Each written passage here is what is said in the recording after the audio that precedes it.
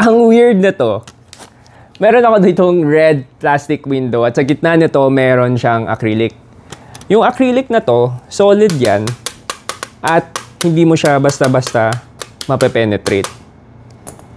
Pero pag kumuha tayo ng card at isiningit natin or insert natin siya dito sa gitna ng window, yan, gitna natin. At kapag kumuha tayo ng pen, makikita nyo na tumatagos yung pen doon sa card na tumagos rin sa acrylic.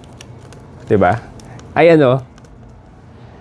Pero pag tinanggal natin tong pen at tanggalin rin natin tong card sa gitna, makikita mo na butas pa rin yung card sa gitna habang yung acrylic na window solid pa rin siya.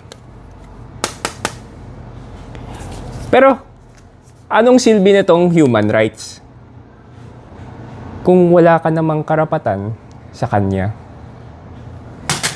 Ang weird, no?